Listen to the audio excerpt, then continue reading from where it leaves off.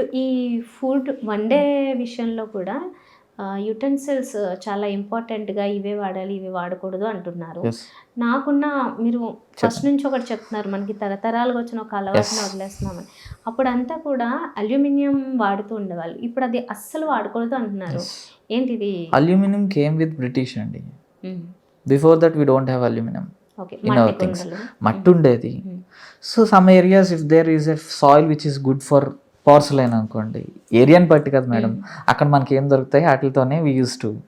So in that way utensils are use to be mostly మట్టి or porcelain which is again a clay which can be made it in to అన్నట్టు. Okay.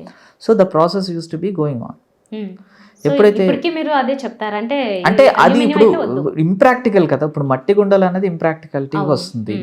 So what we tell is that steel recent innovation ఏంటంటే steel. Steel is very good for. ఇప్పుడు copper కూడా I don't advise all the times copper వెజల్స్లోనే cook చేసుకోండి అని, high maintenance.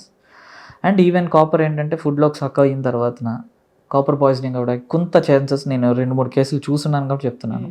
Not heavily, ఆ టెస్టులు చేయించుకున్నప్పుడు copper extremely ఉంటుంది వాళ్ళలో. So not advisable. వాటర్ వరకు కాపర్ వెజల్స్ వరకు పర్వాలేదు, కానీ ఫుడ్ ఇంటేక్ వచ్చేటప్పటికి steel is the best option అండి. Okay. Glass and all if you can afford, అది ఇంకా అది మీకు తెలియదు కాదు కదా అవి. రైట్. ఓకే. సో బెటర్ ఏంటంటే అంటే సాధారణంగా ఎవరైనా వాడుకోగలిగేది స్టీల్. స్టీల్. అల్యూమినియం ఒకవేళ వాడుతున్నా ఏమైనా స్పెషల్ డిషెస్కి, నాన్ వెజిటేరియన్ దీంట్లోనే ప్రాపర్గా కుక్ అవుతుంది అని అనుకుంటే వన్స్ ఇది eating is not a problem. Aluminium poisoning అవ్వడం అన్నది with the vessels it is very rarest of rarest అండి. కానీ మంచిది కాదనుకున్నప్పుడు మానేస్తే మంచిది. ఏదైనా 1-2 డిష్లకి మాత్రం వాడుకోవడంలో తప్పే లేదు, అసలుకి ఏం అవ్వదు.